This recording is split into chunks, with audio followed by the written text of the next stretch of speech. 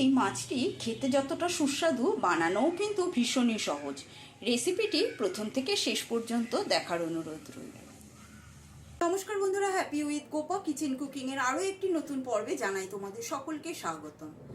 আজকে বানাবো সম্পূর্ণ ইলিশ মাছের স্বাদেরই একটি মাছ, যার নাম চেলা মাছ। এই চেলা মাছ তোমরা কারা কারা খেতে পছন্দ করো আর এই চেলা মাছ কারা কারা চেনো আমাকে একটু কিন্তু কমেন্ট বক্সে জানাতে ভুলো না। একটু কমেন্ট বক্সে জানাবে। এই মাছটা কিন্তু ভীষণই সুস্বাদু। মাছের মধ্যে দিয়ে দিলাম লবণ, হলুদ আর কাঁচা সর্ষের তেল। লবণ, হলুদ, কাঁচা সর্ষের তেল দিয়ে মাছটা ভালো করে মেখে নেব। আর এদিকে কড়াইয়ের মধ্যে সর্ষের তেল গরমে বসিয়েছি। সম্পূর্ণ রান্নাটা আমি সর্ষের তেলেই করব। এবার গরম তেলের মধ্যে প্রত্যেকবারের মতনই একটু লবণ ছিটিয়ে নিলাম, যাতে মাছগুলো ভাজার সময় কড়াইতে লেগে না ধরে। এখন মাছগুলো দিয়ে দিচ্ছি তেলের মধ্যে। আমি 4টে করে মাছ দিয়ে ভেজে নেব। মাছটা একটু লালচে করেই ভাজবো, যেহেতু এই মাছে একটু কাটার ভাগ বেশি থাকে, সেই জন্য একটু মাছটা একটু কড়া করেই ভাজবো, যাতে খাওয়ার সময় কাটাটা বেশি না লাগে।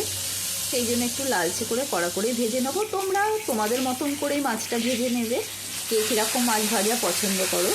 দেখো মাছটা বেশ লাল লাল করে ভাজা হয়ে গেছে। এবারে মাছগুলো তুলে নেব।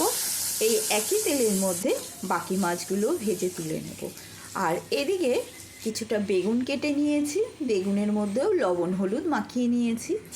মাছগুলো ভেজে তুলে নেওয়ার পরে বাকি যে তেলটুকু রয়েছে সেই তেলের মধ্যেই দিয়ে দিলাম কালো জিরে আর কাঁচা লঙ্কা ফোড়ন। কালো জিরে কাঁচা লঙ্কা ফোড়নের থেকে সুন্দর গন্ধ বেরোলে দিয়ে দেবো এর মধ্যে লবণ হলুদ দিয়ে মেখে রাখা বেগুনটা। বেগুনটা দিয়ে বেগুনটা একটু ভেজে নেব। বেগুনটা ভাজা চাপিয়ে এদিকে একটা বাটির মধ্যে মশলা বানিয়ে নেব। দিয়ে দেব 2 চামচ জিরের গুঁড়ো, আর দিয়ে দেবো 1 চামচ ধনে গুঁড়ো, আর দিয়ে দেবো পরিমাণ মতো হলুদ গুঁড়ো, আর দেব কাঁচা লঙ্কার পেস্ট। আমি এই রান্নাটা একটু ঝাল ঝাল করে খাবো, সেই জন্য এখানে 7-8টা কাঁচা লঙ্কা মিক্সারে পেস্ট করে নিয়েছি। আর স্বাদ অনুসারে লবণ দিয়ে দেবো। দিয়ে দিলাম জল। এবার ভালো করে মশলাটা গুলিয়ে রেখে দেবো। আর এদিকে মিক্সার জারের মধ্যে কিছুটা সর্ষে বেটে নিয়েছি জল দিয়ে আর লবণ দিয়ে। এবারে এর মধ্যে জল দিয়ে রেখে দেবো। জল দিয়ে ভালো করে একটু গুলিয়ে নিচ্ছি, ভালো করে গুলিয়ে রেখে দেবো। আর এদিকে বেগুনটাও ভাজা হয়ে গেছে।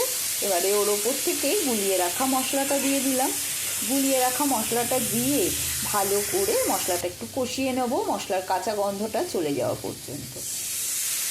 এবারে দিয়ে দেবো ওপর থেকে গুলিয়ে রাখা সর্ষের জলটা। আমি সর্ষের জলটা ব্যবহার করছি, তোমরা চাইলে সম্পূর্ণ সর্ষে বাটাটা দিতে পারো। তবে সর্ষের জলটা দিয়ে এরকমভাবে রান্না করলে পুরো মনে হবে ইলিশ মাছই খাচ্ছ, বুঝতে পারবে না কেউ এটা যে কী মাছ খাচ্ছ। এবারে ঝোলটা যখন ফুটে উঠবে তখন দিয়ে দেবো ভেজে রাখা মাছগুলো। ভেজে রাখা সমস্ত মাছগুলো দিয়ে আবারও কিছুক্ষণ ফুটতে দেবো। রেসিপিটি কার কার ভালো লাগলো আমাকে একটু জানাবে। ঝোলটা যখন ফুটতে শুরু করেছে নামানোর আগ দিয়ে দিয়ে দিলাম কিছুটা কাঁচা সর্ষের তেল। সর্ষের তেল দিয়ে নামিয়ে নেব। রেসিপিটি ভালো লাগলে শেয়ার করে দেবে, একটা লাইক দিয়ে দেবে, কমেন্ট করে অতি অবশ্যই জানাবে, আর চ্যানেলটি সাবস্ক্রাইব করে নেওয়ার অনুরোধ রইল।